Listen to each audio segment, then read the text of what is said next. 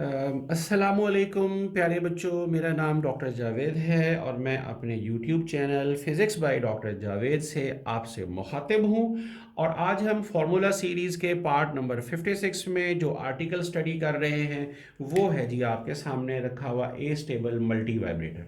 और जैसा कि हमने पिछली वीडियो में देखा था कि ए स्टेबल का मतलब ये है कि इस मल्टी वाइब्रेटर की कोई भी स्टेबल स्टेट नहीं है विद ज़ीरो स्टेबल स्टेट। और हम यहाँ सबसे पहले इसकी डायग्राम बनाएंगे और डायग्राम बनाने के बाद इस सिस्टम को कुछ एनालाइज करने की कोशिश करेंगे कि ये हमारे पास क्या है। तो यहाँ आपने ये एक बात याद रखनी है कि we have two transistors here. ये ट्रांजिस्टर है एक और ये दूसरा ट्रांजिस्टर होगा। एक का नाम Q1 और दूसरे का नाम आपने Q2 जो है ना वो आपने रखा। यहाँ ये ट्रांजिस्टर जो है इसको आपने यहाँ ग्राउंड करना है एमीटर के साथ और इसे आप यहाँ ग्राउंड कर दें। अब आप देखेंगे कि जी ये जो ट्रांजिस्टर आपके पास है इसको आपने एक रेजिस्टेंस लगाई हुई है यहाँ। एक रेजिस्टेंस जो है वो यहाँ ये ज़रा उल्टी लग गई रेजिस्टेंस। इस रेजिस्टेंस को हम इस तरह से लगाएंगे कि जी यहाँ रेजिस्टेंस जो है वो ये रेजिस्टेंस आ गई और यहाँ से आपने एक VCC जो है ना वो सप्लाई यहाँ से आप VCC सप्लाई कर दें इसको। अब आपने देखना है कि यहाँ से एक अदद कैपेसिटर जो है वो यहाँ पर आपने अटैच कर दिया और जो दूसरा ट्रांजिस्टर है इसके साथ आपने एक कैपेसिटर को आपने यहाँ पर अटैच कर दिया और यहाँ पर ही आप आगे इसकी आउटपुट जो है ना वो यहाँ से ले रहे हैं। लेट्स से कि ये जो ट्रांजिस्टर है इसका नाम है Q1 और इसका नाम जो है ना वो Q2 है। इसी तरह से यहाँ भी एक सेटअप जो है वो छोटा सा हमने लगाना है। ये रेजिस्टेंस होगी, यहाँ भी रेजिस्टेंस होगी और यहाँ पर जो बैटरी है यहाँ पर जो मैंने लगानी वो पॉजिटिव VBB है। तो ये एक सेटअप हो गया सारा। ये जो है आर हमें इसको Q1 है ना अगर, तो मैं इसके लिए ये वाला R1 और ये वाला C1 होगा। ये Q2 है तो इसके लिए ये वाला R2 और ये वाला C2 होगा। ये रेजिस्टेंस R3 है, ये वाली रेजिस्टेंस R4 है और एक हमने यहाँ भी एक कैपेसिटर लगाना है ताकि हम यहाँ पर वोल्टेज आउटपुट वोल्टेज जो है ना वो ले सकें। यहाँ आउटपुट वोल्टेज मिल जाएगा। जो दोनों ट्रांजिस्टर्स हैं हमारे पास दे आर आइडेंटिकल वन, लेकिन आइडेंटिकल जो ट्रांजिस्टर्स होते हैं वो भी क्या रोल प्ले करते हैं कि जब हम उनको इस तरह से लगाते हैं, ये भी एक एम्पलीफायर सर्किट है, ये भी एक एम्पलीफायर सर्किट है और मैंने उन दोनों को कपल कर दिया है बाय कनेक्टिंग कैपेसिटर्स। अब आप याद रखें कि this is the output of the one transistor which is connected to the input of the first transistor. और फर्स्ट ट्रांजिस्टर की ये वाली जो आउटपुट है वो मैंने एज ए इनपुट जो है ना वो सेकंड ट्रांजिस्टर को दे दी है। तो इस तरह से मैंने इन्हें कपल किया हुआ है ताकि एक फीडबैक पाथ जो है ना वो बन सके। बिकॉज द कैपेसिटर्स जो होते हैं they block any DC signals from passing from one state to the next stage. The astable multivibrator has no stable DC operating point and it is thus a free running oscillator. इसीलिए हम इसको free running oscillator का नाम भी देते हैं। अब इसका ऑब्जेक्टिव क्या है? Objective of this first experiment is to build an astable multivibrator. वो तो हमने बना लिया। दो आइडेंटिकल जो है वो रेजिस्टेंसेज भी हमने कैपेसिटर्स नेटवर्क, यानी ये जो R2 है ये R1 के इक्वल है, C1 C2 के इक्वल। तो जो नेटवर्क हमने बनाया ये equal identical resistance capacitor network है to determine the frequency at which the oscillation will occur. और वही जो ऑसिलेशंस हैं वो हमें कैसे मिलती हैं वो हमने देखना है। So amplifying devices are connected in a common emitter configuration. ये भी कॉमन एमिटर में, ये भी कॉमन एमिटर कॉन्फ़िगरेशन में हमें मिल रहा है। तो this stable multi vibrator generally have an even 50% duty cycle. हम इसका जो है ना वो लेते हैं कि इसका जो ड्यूटी साइकिल है वो कितना है, वो 50% है ड्यूटी साइकिल। और the output is high and the remaining 50% of the cycle time जो है ना वो आउटपुट इज ऑफ होगा। मतलब इसका कहने का ये है कि एक ट्रांजिस्टर एक वक्त में ऑन रहेगा, दूसरे ट्रांजिस्टर ने उसी वक्त में ऑफ रहना है। तो हमें ड्यूटी साइकिल कितना मिल रहा है, वो दैट इज द 50% मिल रहा है। तो ड्यूटी साइकिल का मतलब क्या है कि it is the ratio of the clock width to the clock period. जो क्लॉक पीरियड क्या होता है, this is the time between the successive transition in the same direction, यानी between the two rising and the two falling edges जो होंगे ना उसके अंदर हम ले लेंगे। और वो कैसे है ये हमने अभी आके इसको स्टडी करना है। तो ए स्टेबल मल्टी वाइब्रेटर हम स्टडी कर रहे हैं, और हम यहाँ मैं इसको बता दूं कि इसकी वर्किंग हमने कैसे लेनी है। लेट्स से कि ये वाला ट्रांजिस्टर जो है ना ये ऑन है, और ये वाला ट्रांजिस्टर जो है ये ऑफ है। ऑन का मतलब होगा कि ये सैचुरेशन रीजन में है, ऑफ का मतलब होगा कि ये कट ऑफ रीजन के अंदर है। अब देखें, अगर ये वाला ट्रांजिस्टर सैचुरेशन रीजन में है, तो हमने पढ़ा था पिछली वीडियो में कि इसके जो कलेक्टर के वोल्टेज होंगे वो लो होंगे। तो कलेक्टर के लो वोल्टेजेस हैं, कलेक्टर के लो वोल्टेजेस यहां आ रहे हैं इस तरफ, तो ये भी जीरो पर हुआ, लो वोल्टेज मीन जीरो। तो ये जीरो है अगर, तो ट्रांजिस्टर इज नॉट कंडक्टिंग, ये it is in the cut off region, then जो कलेक्टर के वोल्टेज होंगे वो हाई होंगे। यानी जब ट्रांजिस्टर कनेक्ट नहीं कर रहा होता तो उसके कलेक्टर के वोल्टेजेस कैसे होते हैं, हाई। ये हाई वोल्टेजेस यहां मौजूद है 1 की सूरत में, ये ट्रांजिस्टर जो है ना वो ऑन है, ये ऑन ट्रांजिस्टर है, लिहाजा आर जो यहां पर कलेक्टर के वोल्टेजेस होंगे वो कैसे होंगे, लो, यहां पे लो है। तो जो हमने एजम्पशन की वो बिल्कुल फिट बैठ रही है इसके अंदर। अब हम यूं देखेंगे कि ये जो VBE है, यहां से एक सिग्नल जो है ना वो चलेगा, करंट चलेगा, और वो करंट जाहिर है कि दोनों तरफ जा सकता है, इधर भी और इधर भी। लेकिन वो करंट यहां R4 में से होता हुआ यहां क्यों नहीं जाएगा, क्योंकि यहां ऑलरेडी आगे हाई वोल्टेज है यहां पर, लिहाजा वो इधर को नहीं जाएगा, इट विल गो देयर, ये करंट इधर को चला। लेकिन ट्रांजिस्टर कैसा है, वो तो कट ऑफ में है, लिहाजा ये एक ओपन सर्किट है, सो ये जो करंट है ना वो फ्लो कर जाएगा इधर को, और जाकर इस C1 को चार्ज करेगा। C1 इधर से पॉजिटिव इधर से नेगेटिव चार्ज होता रहेगा, और जब तक ये C1 चार्ज होगा उस वक्त तक के लिए ये ऑन और इसने ऑफ रहना है। जब यहाँ हाई वोल्टेज बन जाएंगे तो वो हाई वोल्टेज जो है ना वो यहाँ पर अपीयर हो जाएंगे जीरो की सूरत में, को छोड़कर अब ये हाई वोल्टेज हो गए। जैसे ही हमारे ट्रांजिस्टर की बेस पर हाई वोल्टेज आने हैं, ये जो है ऑफ वाला या कट ऑफ रीजन वाला ये सैचुरेशन रीजन में जाना शुरू हो जाएगा, यानी कि ये ऑन स्टेट में जाना शुरू हो गया।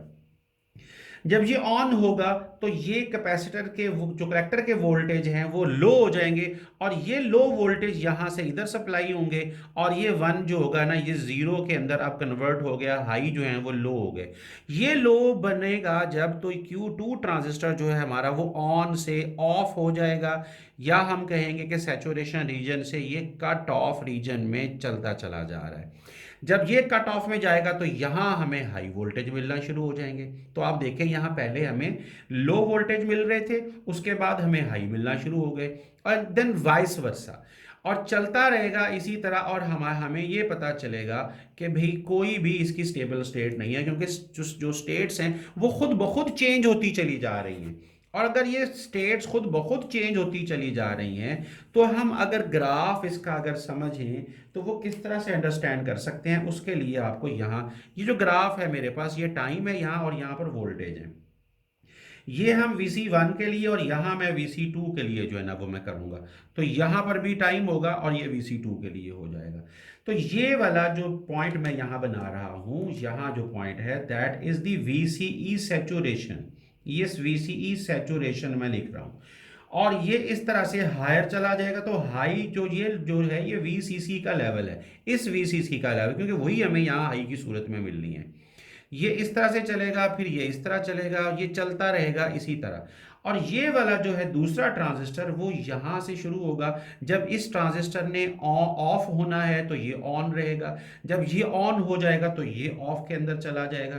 तो ये इस तरह से जो है ना वो पूरा सेटअप जो है ना वो चलता चला जाएगा, और हम CRO पर ये वेव फॉर्म जो है ना वो देख सकते हैं। यहाँ पे ये VCE सैचुरेशन वाला रीजन है, और ये जो है ये रीजन VCC का है। तो आपको मैं यहाँ पर बता दूं कि ये यहाँ पर ये Q1 ट्रांजिस्टर के लिए है, तो ये अगर ऑफ है तो Q2 ट्रांजिस्टर जो था वो यहाँ पर ऑन स्टेट में था। यहाँ Q1 ऑन हो गया तो Q2 जो था वो ऑफ स्टेट में चला गया। यहाँ Q1 जो है ये ऑफ हो गया तो यहाँ पर Q2 जो है वो ऑन हो गया। इसी तरह ही ऑन ऑफ का सिलसिला जो है ना वो चलता रहेगा, और हमारा जो फ्री रनिंग मल्टी वाइब्रेटर है, इसीलिए हम इसको फ्री रनिंग मल्टी वाइब्रेटर कहते हैं, या रिलैक्सेशन ऑसिलेटर का नाम हम देते हैं। अब हम यहाँ देखेंगे कि जो टाइम है इसका, एक के ऑन होने का, दूसरे के ऑफ होने का, वो किस तरह से है, और टोटल टाइम और फ्रीक्वेंसी जो है ना वो हम कैसे डिटरमिन करेंगे। तो याद रखें कि जी जो ऑन टाइम है, किसका ऑन टाइम है, वो मैं लिख रहा हूं कि ऑन टाइम ऑफ Q1, ये that should be equal two of time of Q2। ये जाहिर के बराबर होगा, क्योंकि Q2 ने जब तक ऑफ रहना है तो Q1 उस वक्त तक ऑन रहेगा, और वो जो टाइम है हम उसको ले रहे हैं T1।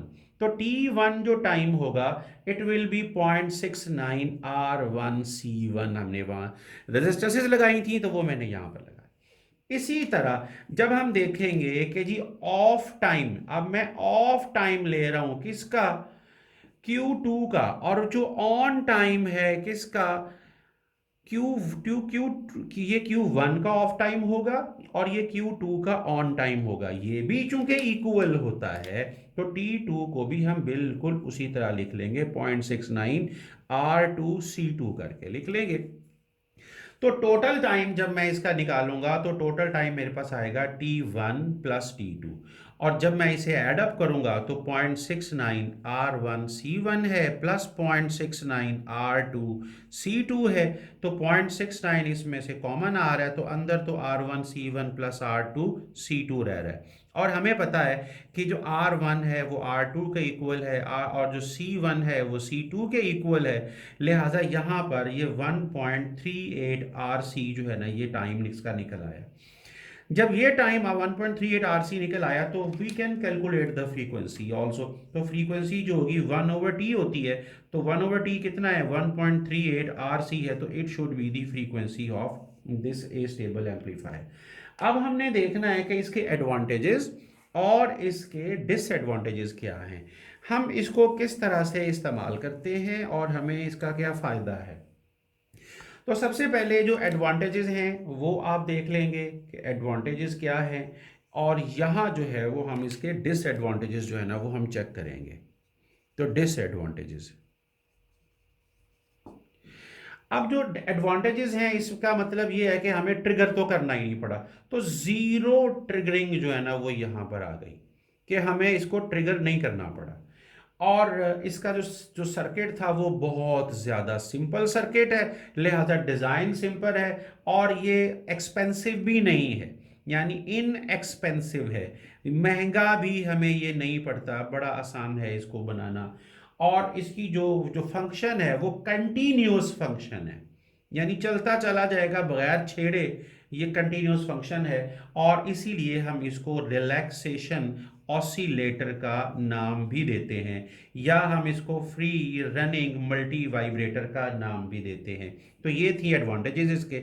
डिसएडवांटेज में ये है कि ये एनर्जी कंज्यूम ज़्यादा करता है, जो एनर्जी कंजम्पशन है ना इसकी वो ज़्यादा है, क्योंकि ये खुद ब खुद चलता रहता है, तो ज़्यादा एनर्जी जो है ना वो कंज्यूम करता है। दूसरी चीज़ है कि जो आउटपुट है ना इसकी वो लो एनर्जी की है।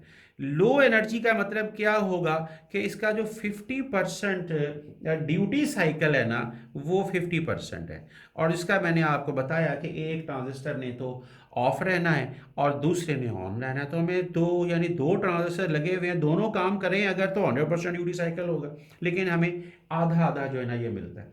तो जी ये था हमारे पास ए स्टेबल मल्टी वाइब्रेटर। तो इसमें आपने याद रखना है कि ए स्टेबल मल्टी वाइब्रेटर की कोई भी स्टेट स्टेबल नहीं होती, और इसके अंदर हम दो ट्रांजिस्टर यूज करते हैं और दोनों ट्रांजिस्टर्स को कॉमन एमिटर मोड में इस्तेमाल करते हैं, कॉमन एमिटर कॉन्फ़िगरेशन में इस्तेमाल करते हैं, और आरसी नेटवर्क से हम उन्हें कपल कर देते हैं। इसके साथ ही डॉक्टर जावेद को अपने YouTube channel physics by doctor Javed से इजाज़त, और अगली वीडियो जो होगी हमारी वो मोनोस्टेबल मल्टी वाइब्रेटर की होगी। तो उस वक्त तक के लिए डॉक्टर जावेद को इजाज़त। अल्लाह हाफिज़, अपना बहुत ख्याल रखिएगा।